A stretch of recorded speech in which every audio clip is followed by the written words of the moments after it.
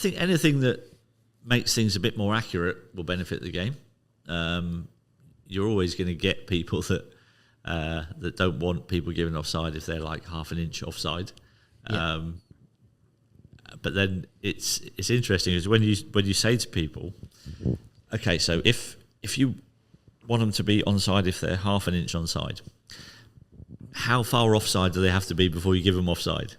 Is it 1 inch? Is it 2? Is it 6? Is it a foot? Yeah. And so everybody's got a different line which they think, oh no, he's okay. That's all right. It's quite tight. Let him have that goal. But where's your line? Where do you draw the line?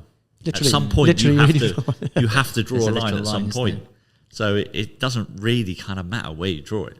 Whether it's bang on the line of his toe and his toenail was offside, so be it. But if it's a foot that way, or you've got to have daylight between the two players, whatever, there's always going to be the fine margins. Yeah. There's always going to be really tight calls, no matter where you draw the line. For me, I think this is an improvement, hopefully, because we thought that with VAR originally, or at least I did. I thought, oh, great, VAR's coming in, we'll get all the decisions right. But that didn't quite work out like that. Well, I mean, I think the thing for me about it is that it's a balance between getting more correct decisions, yeah, but not taking 5 minutes to do it. Yeah, because football's not that kind of game. We don't need a 5-minute interruption.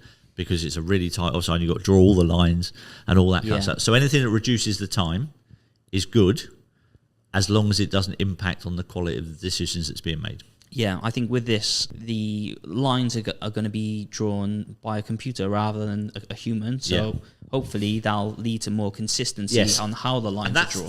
That's the most what you want, important bit. The consistency bit is the most important bit. If everybody is getting the same decisions, nobody can moan. Yeah, it's when you get one team getting one decision, and then the next week a similar thing happens, and they make a different decision. That is the most frustrating thing about being a football supporter and being a football player. Yeah, and I've been both, so I know. Yeah, more so as a player, probably. Yeah, definitely. But like you said, it's how accurate is this technology really? They can give us the line on the screen for VAR. But basically, for me, they're still drawing the line, but they're just putting a vertical plane on it, so it looks more fancy. With a modelled player. It is a tough one.